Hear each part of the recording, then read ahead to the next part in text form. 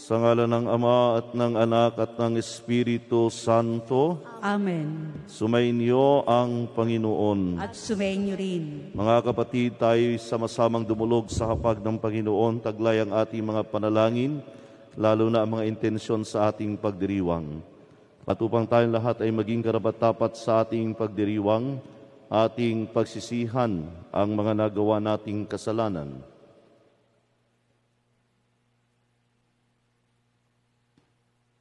Inaamin ko sa makapangyarihang Diyos at sa inyo mga kapatid na lubha akong nagkasala sa isip, sa salita at sa gawa at sa aking pagkukulang. Kaya'y sinasamo ko sa mahal na Birheng Maria, sa lahat ng mga anghel at mga banal, at sa inyo mga kapatid na ako ay panalangin sa Panginoong ating Diyos. Kaawaan tayo ng makapangyarihang Diyos, patawarin sa ating mga kasalanan, patnubayan tayo sa buhay na walang hanggan. Amen.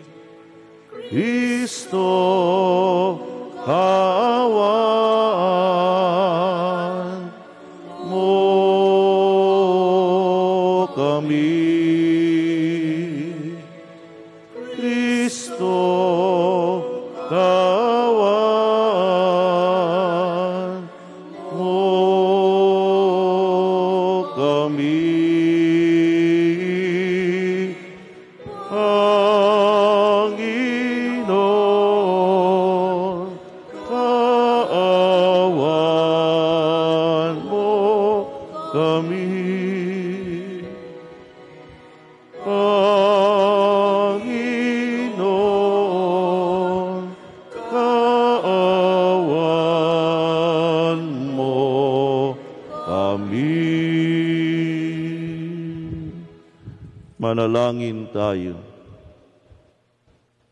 Ama naming makapangyarihan, ang sanlibutan ay iyong binabago sa mga pagdiriwang namin ng iyong pagsagip sa tao. Umunlad nawa ang iyong sambayanan sa iyong mga pamanang pang magpakailanman, at huwag nawang magdahop sa iyong tulong sa kasalukuyan, sa pamamagitan ni Jesucristo kasama ng Espiritu Santo, magpasawalang hanggan. Amen. Ang lahat po ay magsiupo.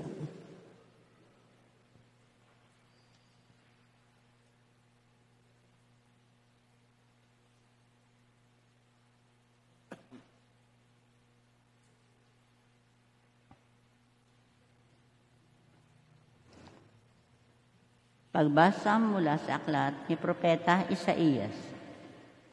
Ang sabi ng Panginoon, ako ay lilikha, isang bagong lupa't isang bagong langit.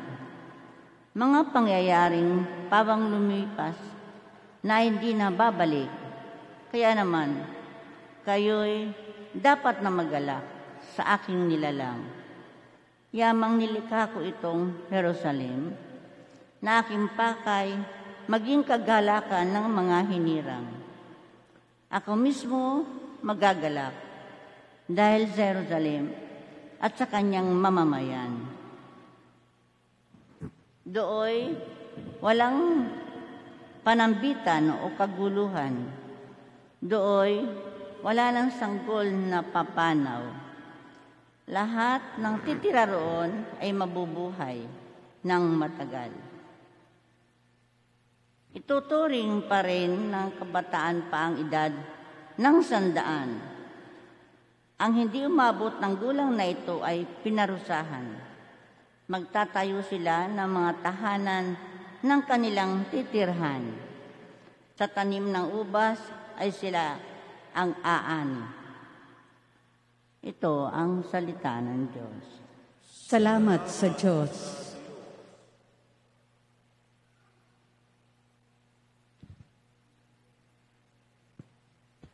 Poon sa aking nagligtas, ang dangal mo'y aking galak. Poong sa aking nagdigtas, ang dangal mo'y aking galak. O Panginoon ko, sa iyong ginawa, kita'y pinupurit, ako'y iniligtas. Kaya kaaway ay di na nakuhang matuwa't magalak. Mula sa libingang daigdig ng patay, hinango mo ako at muling binuhay. Ako nakasama nilang napabaon sa kailaliman. Poong sa aking nagdigtas, ang dangal mo'y aking galak.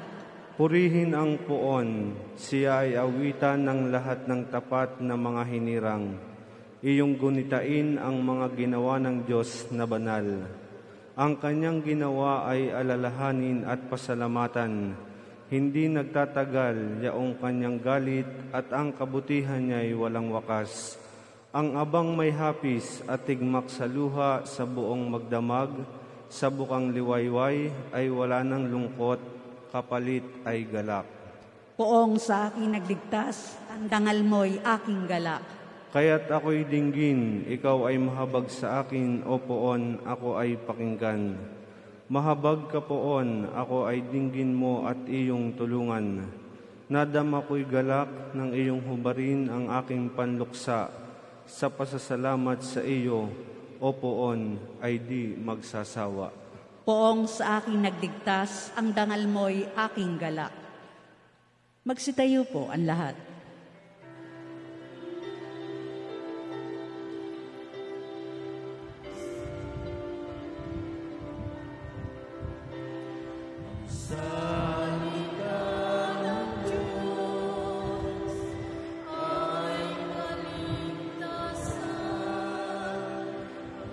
Salita ng Diyos ay pagmamahal. Ang salita ng Diyos, kapayapaan. Amen.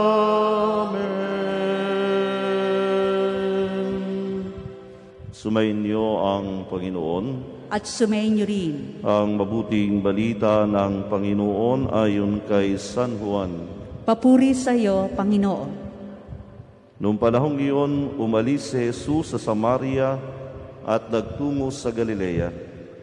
Sapagkat si Jesus na rin ang nagsabing, ang isang propeta ay hindi iginagalang sa kaniyang sariling bayan. Pagdating niya sa Galilea ay mabuti ang pagtanggap sa kaniya ng mga taga roon, sapagkat nasa Jerusalem din sila nung pista ng Paskwa at nakita nila ang lahat ng kanyang ginawa roon.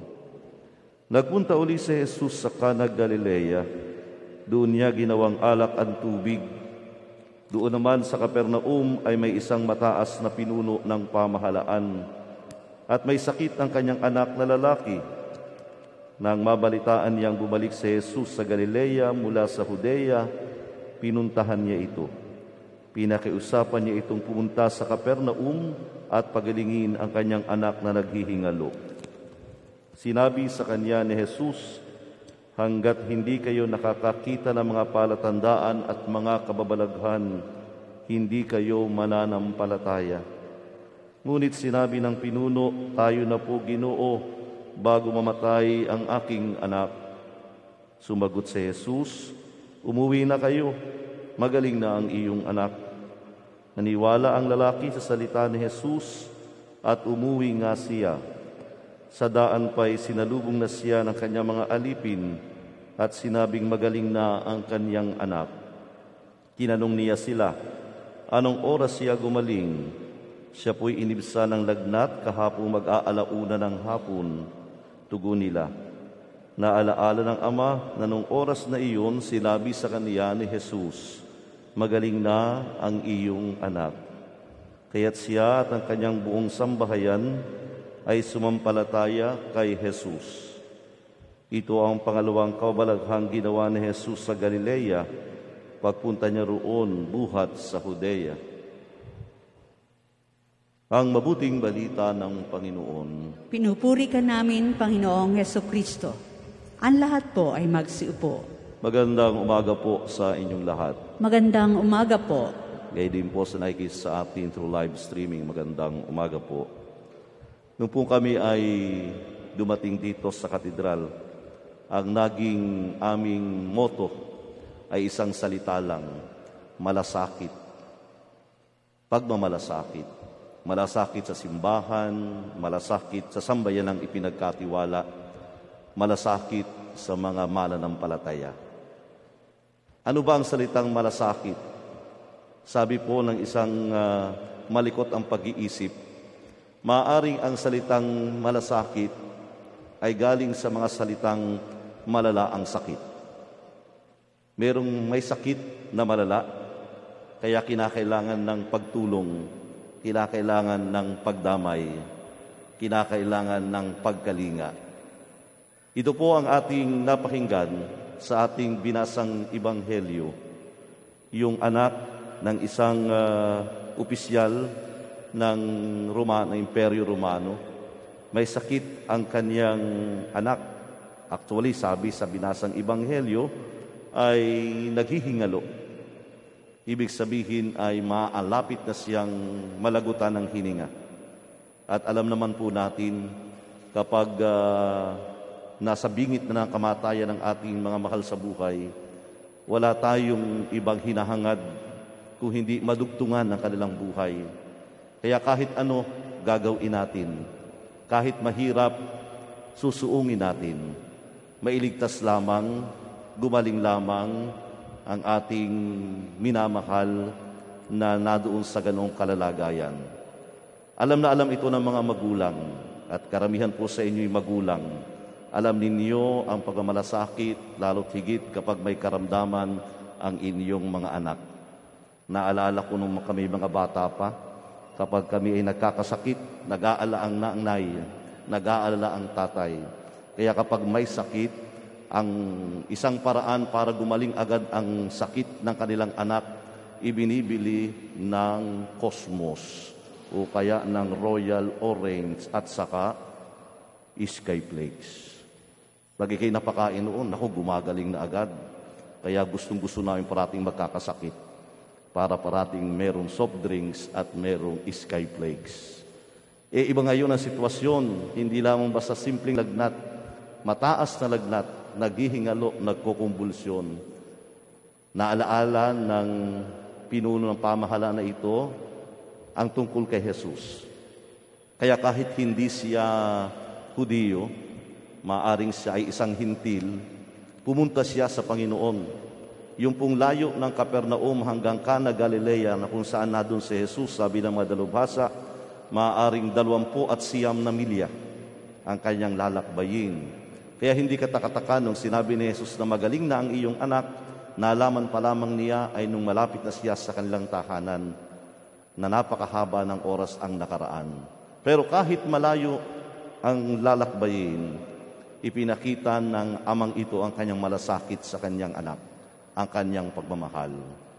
At mas lalong ipinakita niyang malasakit sa kanyang pananampalataya kay Jesus. May magagawa si Jesus sa kanyang anak. May magagawa ang Diyos sa sitwasyon na kanyang kinalalagyan para sa kanyang anak. At hindi nga po siya binigo ng Panginoon. Ang kanyang malasakit na ipinakita niya sa kanyang pananampalataya ay nagbunga. Pinagaling ang kanyang anak kahit na hindi kinakailangan ni Jesus na pumunta sa kanilang tahanan. Isang salita lamang ng Panginoon, gumaling na ang kanyang anak. Kaya nga sabi natin sa pagdiriwang ng banal na misa, isang salita mo lamang ay gagaling na ako. Ito ang kapangyarihan ng salita ng Diyos. Gumagaling tayo, pinagagaling tayo, binibigyan tayo ng buhay, binibigyan tayo ng sigla. At ito ang ginawa ni Jesus bilang salita ng Diyos. Tayo ay binigyan ng buhay, tayo ay binigyan ng sigla.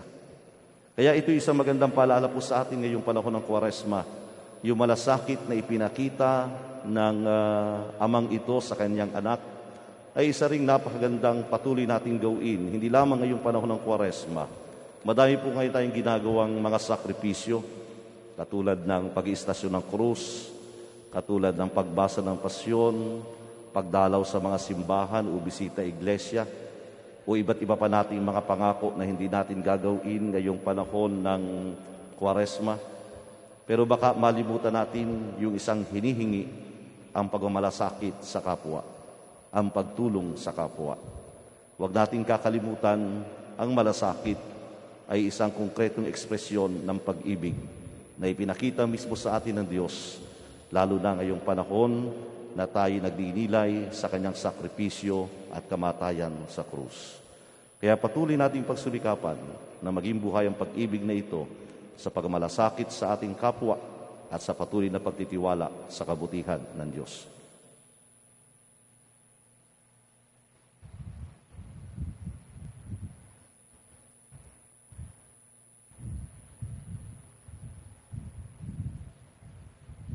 Magsitayo po ang lahat.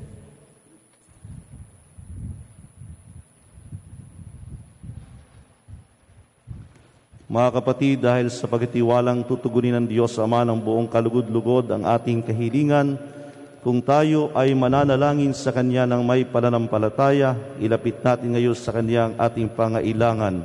At ang tugon, Panginoon, dinggin mo ang aming panalangin. Panginoon, dinggin mo ang aming panalangin. Ang simbahan sa buong mundo naway maging isang simbolo ng mapagpagaling na gawain ni Kristo sa pamamagitan ng kanyang pagkalinga sa mga may karamdaman sa katawan, isip at kaluluwa. Manalangin tayo sa Panginoon. Panginoon, dinggin mo ang aming panalangin. Ang mga doktor, nurse at iba pang nangangalaga sa mga may sakit, naway magpakita ng habag at kabutihan ni Jesus sa pagkalinga sa pinakamaliliit ng lipunan. Manalangin tayo sa Panginoon. Panginoon, dinggin mo ang aming panalangin. Itong Kwaresma, naway maging panahon ng paghilom at pagkakasundo para sa mga pamilya at pamayanan. Manalangin tayo sa Panginoon. Panginoon, dinggin mo ang aming panalangin. Ang mga may sakit at nagdurusa, naway makatanggap ng pagpapaginhawa at pagtataguyod mula sa kanilang pamilya, mga kaibigan at mga kapitbahay. Manalangin tayo sa Panginoon. Panginoon, dinggin mo ang aming panalangin. Ang mga mahal natin sa buhay na yumauna ay magtamasa nawa ng walang katapusang gantimpala, bunga ng kanilang pananampalataya. Manalangin tayo sa Panginoon. Panginoon, dinggin mo ang aming panalangin. Ama naming nasa langit, tulungan mo kaming patuloy na magtiwala sa iyo at sumampalataya sa nakapagpapagaling na kapangyarihan ng iyong anak na gumagamot sa lahat ng aming mga sugat. Hiling namin ito sa pamagitan ni Kristong aming Panginoon. Amen.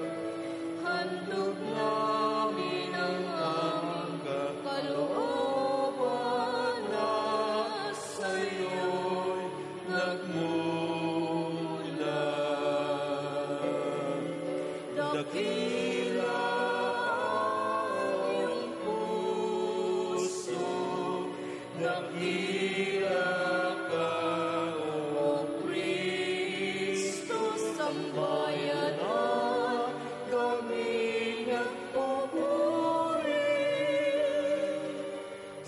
iyong dugo at katawan. Magsitayo po ang lahat. Manalangin kayo mga kapatid upang paghahain at ikalugdan ng Diyos sa mga makapangyarihan. Tanggapin nawa ng Panginoon itong paghain sa iyong mga kamay, sa kapurihan niya at karangalan, sa ating kapakinabangan at sa buong sambayanan niyang banal. Ama naming lumikha, sa paghahain namin sa iyo, kami naway makapakinabang upang sa pagkadalisay ng aming pamumuhay sa sanlibutan, kami magkaroon ng pagbabago para sa buhay sa kalangitan sa pamamagitan ni Jesucristo kasama ng Espiritu Santo magpasawalang hanggan. Amen. Sumainyo ang Panginoon. At sumainyo rin. Taas sa Diyos ang inyong puso at diwa. Itinaas na namin sa Panginoon. Pasalamatan natin ang Panginoong ating Diyos. Marapat na siya'y pasalamatan. Ama naming makapangyarihan, tunay ngang marapat na ikaw ay aming pasalamatan sa pamamagitan ni Jesucristo na aming Panginoon, sa aming kusang pagtitiis ng hirap. Tinutulungan mong aming maitumpak ang kinamihas ng pagsalungat sa pananagutang iyong iniatas. Sa aming pagtulad sa anak mong mahal na nagpakasakit para sa tanan, ang pagsisikap nami iyong kinalulugdan at ang pagpakabuti nami iyong ikinararangal. Kaya kaysa ng mga anghel na nagsisiyawit na ang papuri sa iyo nang walang humpay sa kalangitan kami nagbubunyi sa iyong kadakilaan.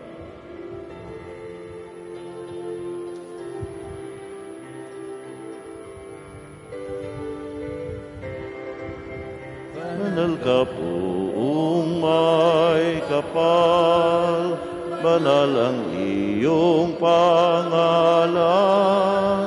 Banal ang iyong kaharian, langit lupa'y nagpupugay sa iyong kadakilaan. Dinadakila ng lahat ang naparito mong anak, na siyang nagbulat sa bulag, sa pilay ay nagpalakad, nakiramay sa lahat. Magsiluhod po ang lahat. Ama naming banal, ikaw ang bukal ng tanang kabanalan, kaya't sa pamagitan ng iyong Espiritu, gayong banal ang mga kaloob na ito, upang para sa amin ay maging katawan at dugo ng aming Panginoong Hesukristo. Bago niya pinagtiis ang kusang loob na maging handog, hinawakan niya ang tinapay, pinasalamatan ng kaniya, pinaghati-hati niya iyon, iniabot sa kaniyang mga lagad at sinabi, "Tanggapin ninyong lahat ito at kanin. Ito ang aking katawan na ihahandog para sa inyo."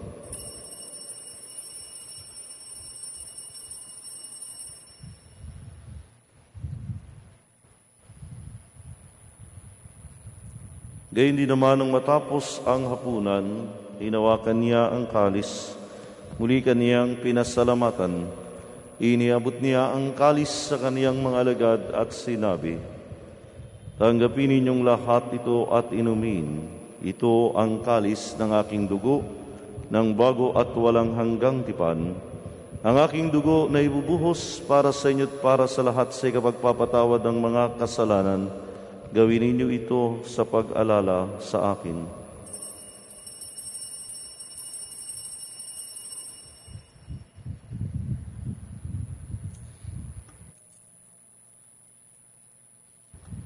Ipagbuni natin ang misteryo ng pananampalataya. Si Kristo'y namatay, si Kristo'y nabuhay, si Kristo'y babalik sa wakas ng panahon. Ama, ginagawa namin ngayon ang pag-alala sa pagkamatay at muling pagkabuhay ng iyong anak. Kaya tiniaalay namin sa iyo ang tinapay na nagbibigay buhay at ang kalis na nagkakaloob ng kaligtasan.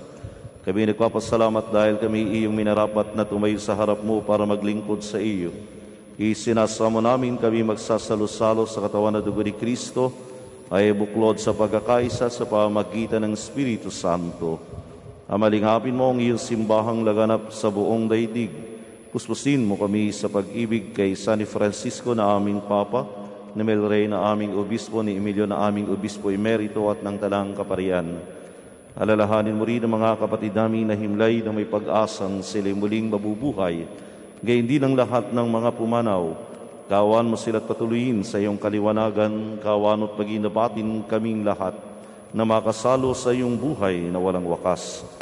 Kaysa ng mahal na Birheng Maria na ina ng Diyos, ni San Jose na kaniyang esposo, kaysa ng mga apostol ni San Fernando at ng lahat ng mga banal na namuhay dito sa daigdig ng kalugod-lugod sa iyo, may pagdiwang nawa namin ang pagpupuri sa ikararangal mo sa pamagitan ng iyong anak na aming Panginoong Heso Kristo.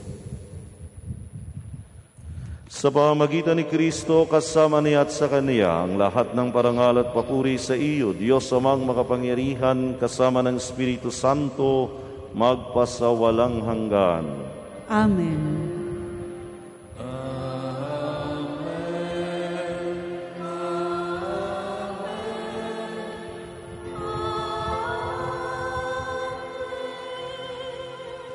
Magsitayo po ang lahat.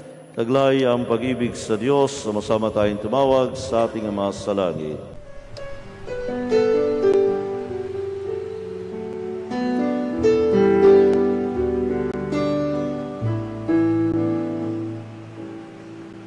Ama namin, sumasalangit ka, sambahin ang ngalan mo, mapasamin ang kaharian mo, sundin ang loob mo, dito sa lupa para ng sa langit. Bigyan mo po kami ngayon ng aming kakanin sa araw-araw, at patawarin mo kami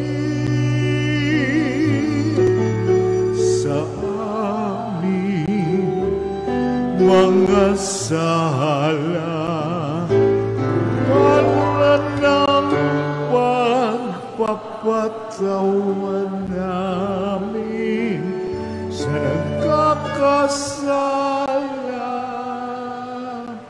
sa amin, at huwag mo kaming ipagdulot sa tukso, at yadya mo kami sa lahat ng masama. Inihiling namin kami adiya sa lahat ng masama, pagkalooban ng kapayapaan araw-araw. Iligtas sa kasalanan, ilayo sa lahat ng kapahamakan, samantalang aming pinananabikan ang dakilang araw ng pagkapahayag ng tagapagligtas naming si Hesu Kristo.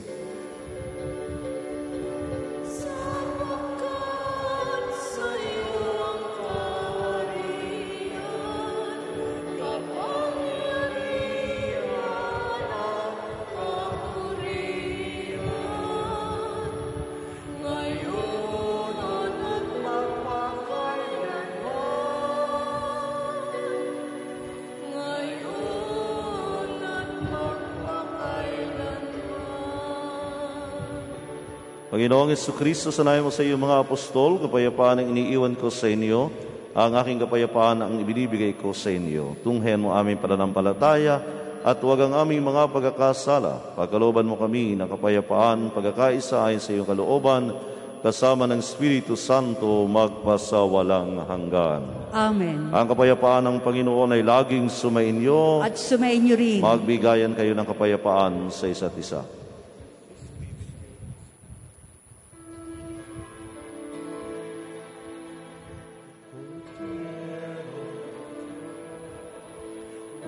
Na nananagaling ng mga kasalanan sa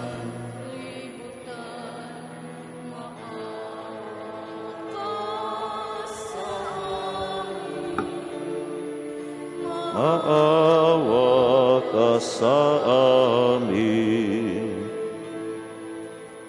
Cordero ng Diyos, na nagalis ng mga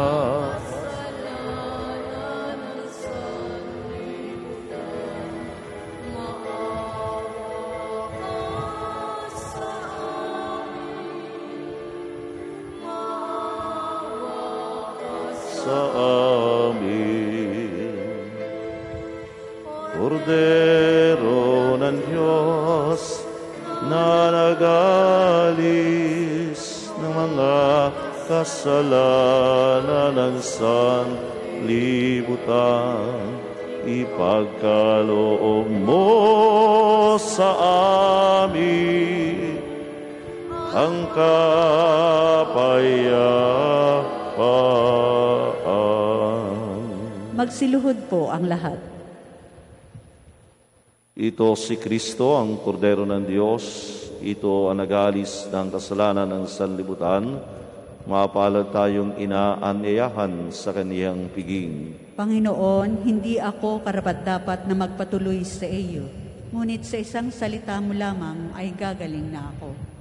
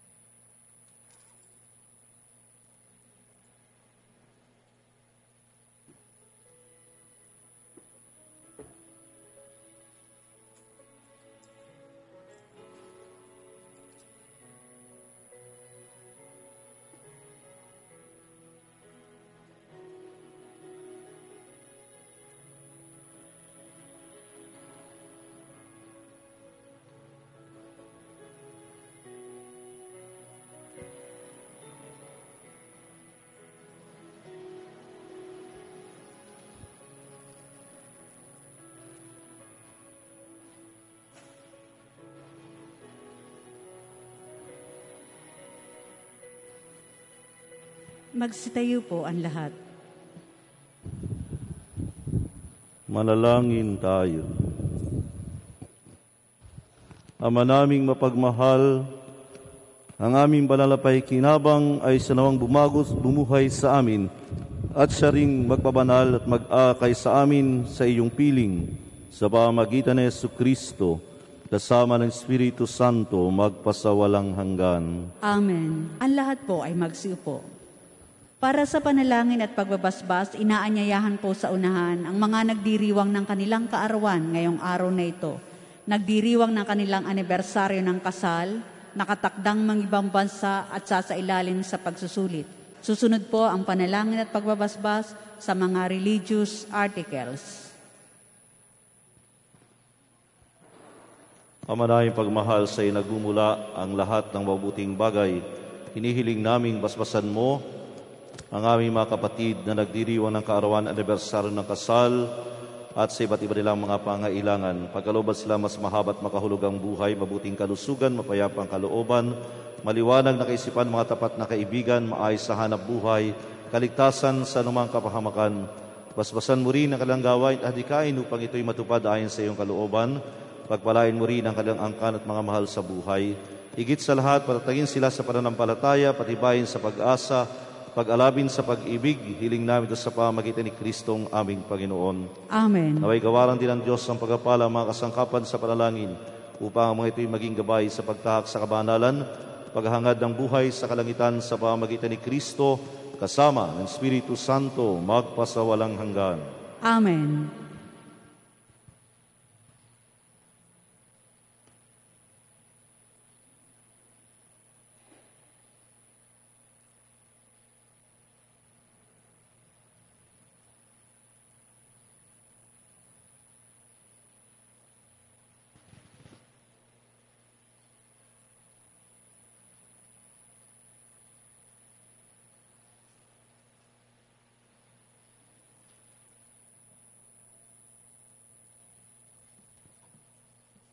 Magsitayo po ang lahat.